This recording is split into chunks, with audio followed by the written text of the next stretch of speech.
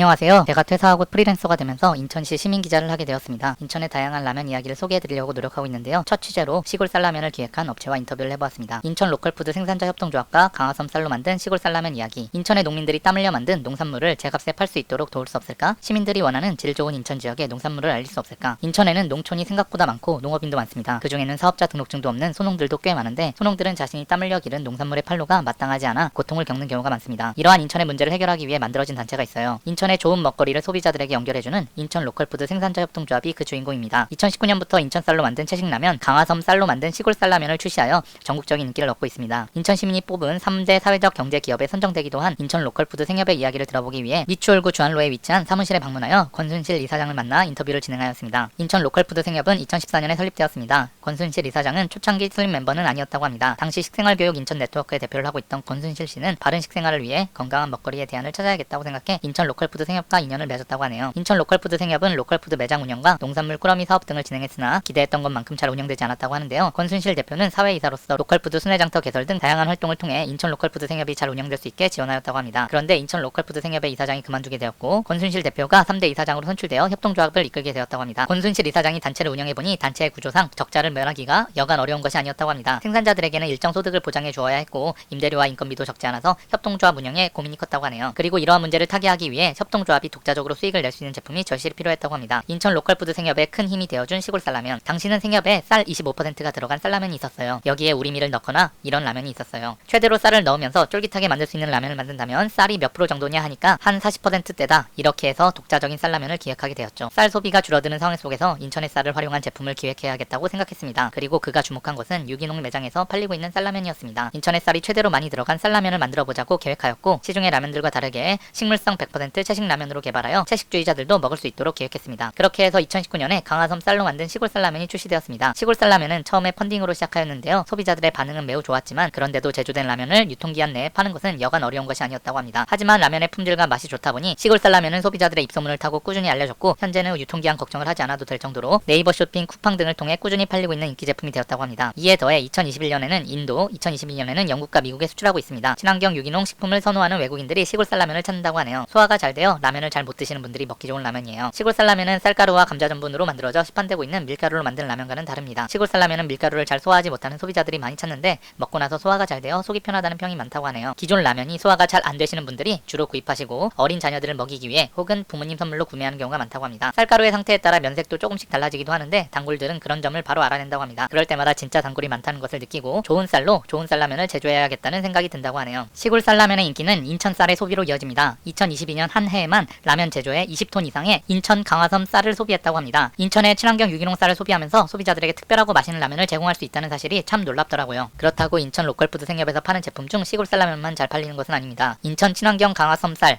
잡곡, 콩, 고구마 등 제철 농산물들이 꾸준히 잘 팔리고 있고 강화 천연꿀, 장봉도 김 등의 제품도 소비자들에게 반응이 좋다고 하네요. 특히 사회적 기업인 점은 판로를 찾는 데 큰 도움이 되었습니다. 인천에서 운영하는 사회적 경제 쇼핑몰 인천 이음 36.5 플러스 사이트에는 2023년 5월 한 달간 다양한 인천 지역 제품들을 30% 할인하는 특별 행사를 하고 있는데 이런 지자체의 도움 덕에 저렴한 가격에 네이버, 쿠팡 등 다른 인터넷 판매 페이지에서는 팔 수 없는 저렴한 가격에 좋은 제품들을 팔고 있어 기쁘다고 말하기도 하였습니다. 인천 로컬푸드 생협에서는 다양한 지역사회 공헌 활동을 하고 있습니다. 독거노인들에게 무료 급식을 하시는 곳으로 유명한 서원의 집에 쌀과 쌀과자를 기부하기도 하였고 인천 취약계층을 위한 라면 기부 행사를 할 때 시골 쌀라면을 공급하기도 했습니다. 하지만 가장 큰 지역사회 공헌은 판로를 찾지 못하는 인천의 소농들의 제품에 판로를 찾아주는 일입니다. 농민이 땀 흘려 기른 좋은 농산물을 제값에 구입해서 소비자들에게 연결해주는 일에서 가장 큰 보람을 느낀다고 하네요. 인터뷰하는 내내 인천 농업의 발전을 위해 최선을 다해 노력해온 권순실 이사장의 열정과 헌신 그리고 인천 농업에 대한 애정과 사랑이 느껴졌고 인천 로컬푸드 생협이 만들어 나가는 인천의 농업과 인천 로컬푸드의 멋진 미래가 그려졌습니다. 오늘도 인천 로컬푸드 생협은 인천의 농업을 지키고 인천의 농산물로 만든 다양한 제품들을 개발하기 위해 애쓰고 있습니다. 앞으로도 인천 로컬푸드 생협의 활동으로 인천 농업이 튼튼하게 성장하며 인천 로컬푸드 제품이 인천 시민과 전국의 소비자들에게 더 많은 사랑을 받기를 바랍니다. 강화섬 쌀로 만든 시골 쌀라면으로 처음 알게 된 인천 로컬푸드 생산자 협동조합 어떻게 강화섬 쌀로 만든 시골 쌀라면이 개발되었는지 이야기를 들어보니 더욱 새로웠습니다. 앞으로 전국에 있는 라면 이야기를 직접 취재하고 인터뷰하여 소개해드리도록 하겠습니다. 오늘도 봐주셔서 정말 감사합니다.